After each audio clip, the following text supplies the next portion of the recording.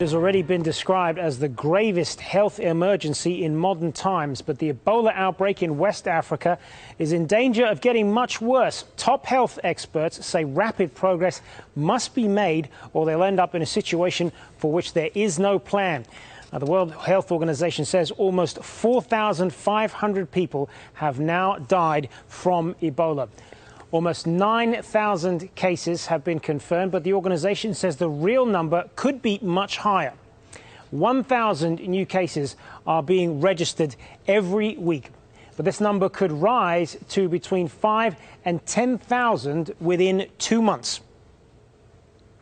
And until now, it was thought that only half of the people who contract Ebola in this outbreak will die from the virus.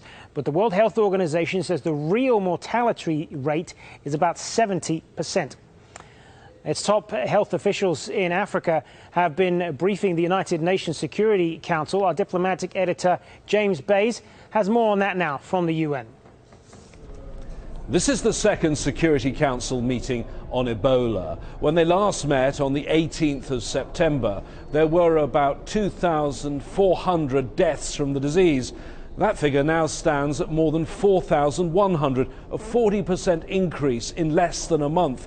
And the UN expects the figures to spiral still further. The World Health Organization predicting there could be 10,000 new cases every week in just 2 months' time. The Security Council was briefed by the head of the UN's Ebola mission. Ebola got a head start on us. It is far ahead of us, it is running faster than us, and it is winning the race. We cannot let Ebola win. For if Ebola wins, we, the people of the United Nations, lose so very much.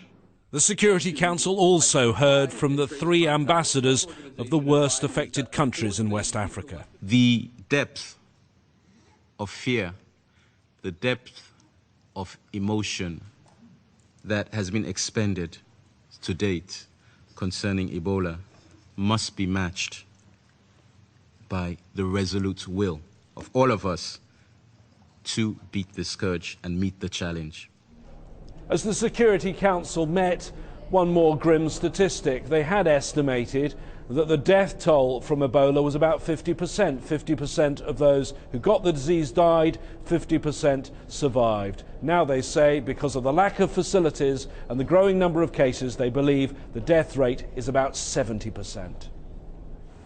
Well, Liberia accounts for more than half of the death toll. The latest figures from the World Health Organization show that 2,316 people have died in Liberia.